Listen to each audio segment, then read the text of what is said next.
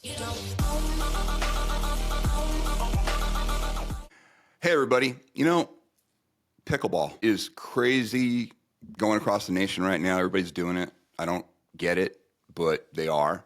But you'd think pretty benign, right? No big deal. Well, even pickleball can cause violence. So we're going to look at a viral video. It's going everywhere. There's a lot to learn from this, actually. And this is probably one of the biggest points that I try to put up all the time. That, just because violence works real well doesn't mean it's always justified, and this is a perfect example of that. And again, guys, completely avoidable. So, hey, Connor, you found this one. It was going in there, kind of set it up for everybody. Yeah, I was on Twitter, or X now, the other day, and this started to make rounds. Like, it was a trending news story. Like, it was like it had its own headline and everything, and I saw this, and I'm like, oh my gosh, this is a perfect breakdown for you, because we need to get people to understand like the difference of when you choose violence and what the consequences are. So I'm really excited to share this one with you, and let me know when you're ready. Okay, great. Let's take a look. Come on! Let's go! Fuck yeah! Oh.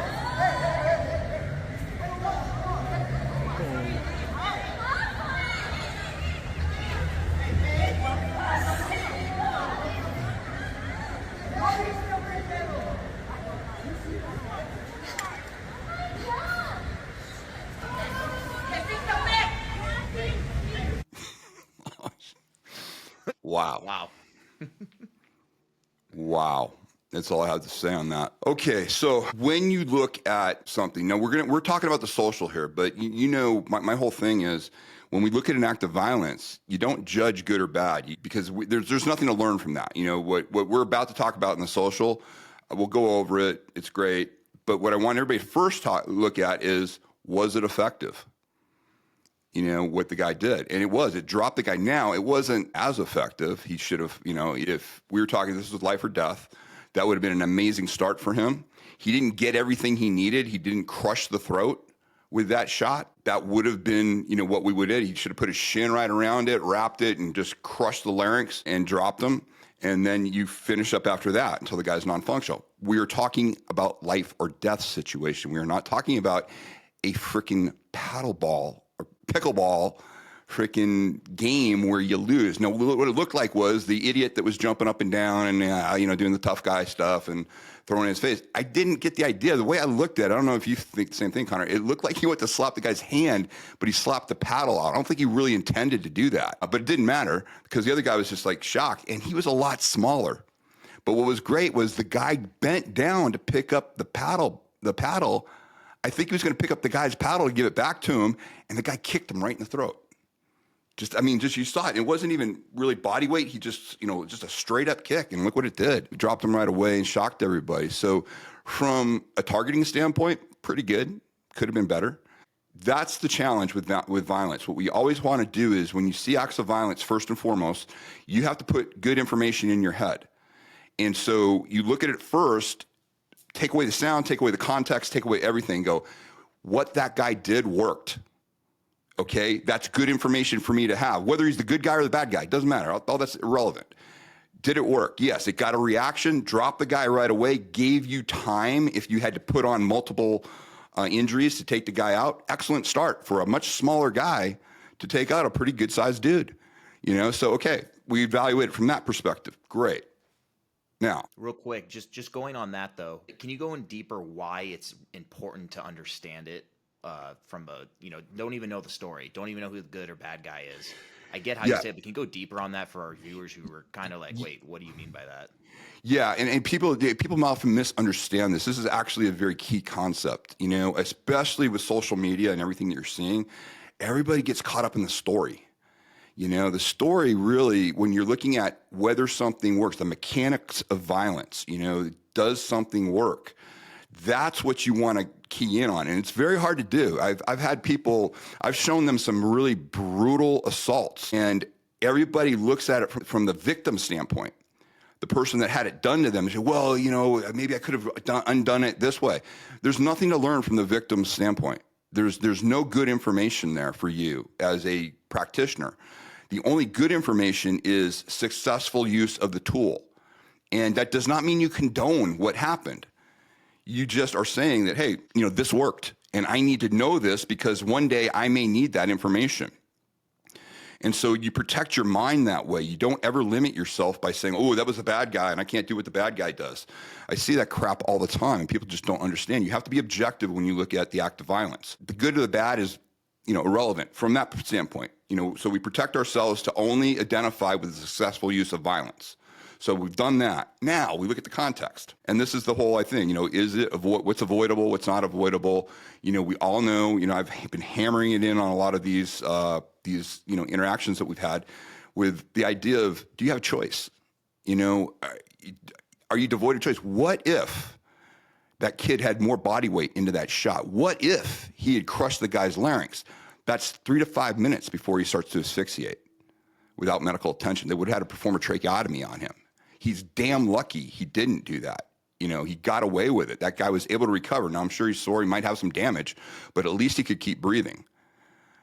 So again, he got away with something that could have gone horribly wrong for him. He could have been facing manslaughter. He's still, right now, I don't know where this went. I don't know if he got prosecuted or anything, but it was a real overreaction, but also dangerous, really dangerous what he did. Put it this way, even with that kick, had it been a little stronger, maybe he didn't crush the larynx, but you're on a hard court. That guy could have flown back, and his head could have crashed down on the concrete and opened up the skull. All these unintended consequences that you have, you never know where things are going to go once you cross the physical plane and put your hands on people. And so something like this, everybody's looking at it from this is outrageous. He never should have done this, or to us, that's irrelevant. Okay, if you're watching this, I want you to understand that I don't care about that. I don't care if it was good guy, bad guy. Did it work? So what was my qualification? It worked, but it could have been that much better. If you really wanted to get it, he did not crush the larynx. He did not do injury the way we talk about injury. He caused a reaction for sure and dropped the guy. But again, we would have wanted to have a lot more body weight in that. And I hope everybody understands what I'm saying. I'm not saying that in this act you should have done it. I'm saying for that particular strike, if you were betting your life on it, I would want a lot more body weight. I would want better targeting, and I'd want a better result and a follow-up right after on that. And again, this is where people think we are advocating violence. We are not advocating violence. What we are doing is we're trying to make sure that when you look at an act of violence, you look at it from whether it was successful or not. That's useful information to us. The good guy, bad guy stuff, that's irrelevant to us right now. We're not condoning that, but we're protecting our minds when it comes to violence.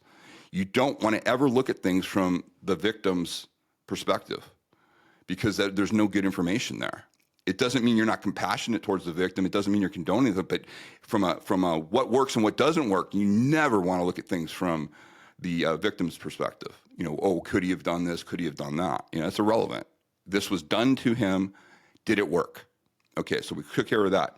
The social context in this, we know if this guy didn't get prosecuted, he's damn lucky because it absolutely deserved it. It was a complete overreaction.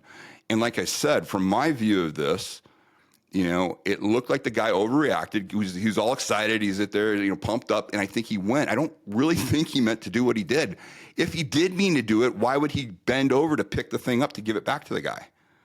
That's what I saw. And so, again, I think the kid that kicked him to the throat completely misread the situation. Again, got caught up with emotion. And this is where we have to be really careful because when you take something where you're emotionally charged and yet it doesn't justify the use of violence, you could impulsively do something that you will regret the rest of your life. And this guy got a pass. This is probably his biggest freebie that he'll ever get in his life. He's lucky. He could have killed this guy with that shot, with more intent and more targeting on that. So again, this is excellent. This actually is a very good learning viral video for us. And but the idea, we should go into this more in future videos, the idea of not looking at things from the victim's perspective because people really don't understand that concept and how valuable that concept is. And it doesn't mean you're condoning a violent act. You're just making sure that you're telling your brain, hey, only thing I want to put in my brain on the use of violence is things that work. And that's what I'm constantly looking for. This one worked, but What you do is you look at something. Did it work? Yes, it worked. Could you have done it better? That's where you really take it to the next level. That's what predators do. These asocial predators that I talk to in the prison systems, when they see acts of violence like this, they'll go, oh, yeah, that was good, but I would have done it this way.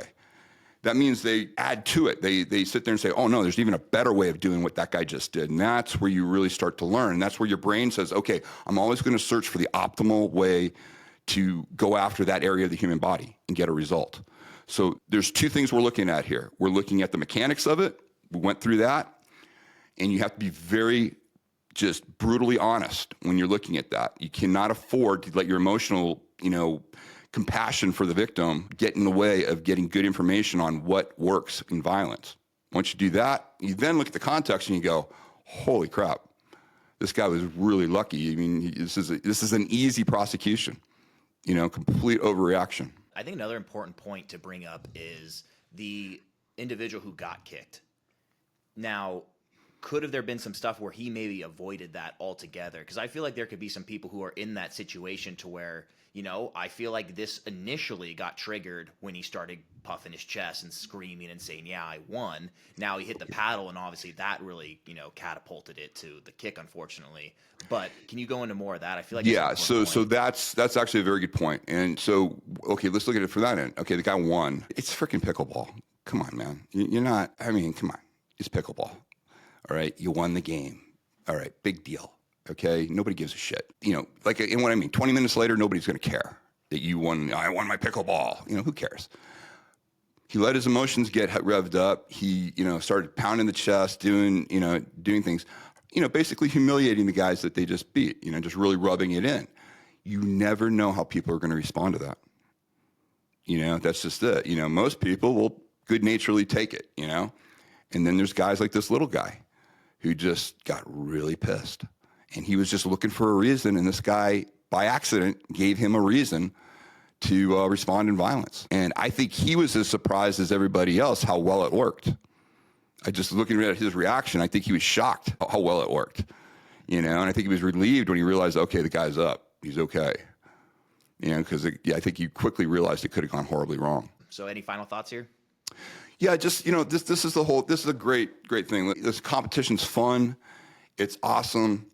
Be a gracious winner, don't provoke people. You never know who the other person is. You know nothing about the other person. Even if you know them, you don't know how they'll react to harassment. You don't know how they'll react to humiliation. You just never know. So why go there if you don't have to?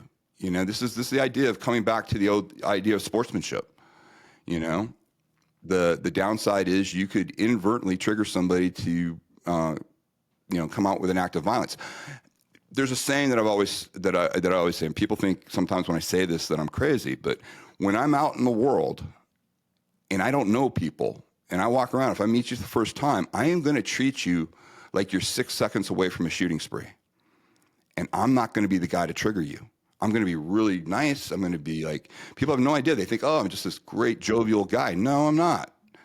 I'm just making sure that I don't give you any reasons to do anything. And I will quickly understand that if me being nice and me being, jovial and joking, if you don't respond in kind, I know there's something up and I have to deal with it. So it's just a great way to live your life. But that whole idea of thinking, I can't tell if any of these people out there, I don't know who's 6 seconds away from a shooting spree. So how am I going to act to everybody? I'm going to act cordial. I'm going to do my best to be a nice person and, affable, basically. Just have a great life. It doesn't cost you anything to be that way, and yet it can cost you everything if you're not. Exactly. Well, I think that wraps it up. So until next time. God, that's where you say stay safe. I'll say it right now. Cut it in. Tagline. All right. Stay safe, everybody. No, I need to say my part. Come on. All right. Well, that wraps that up. Until next time. Stay safe, everybody. You know.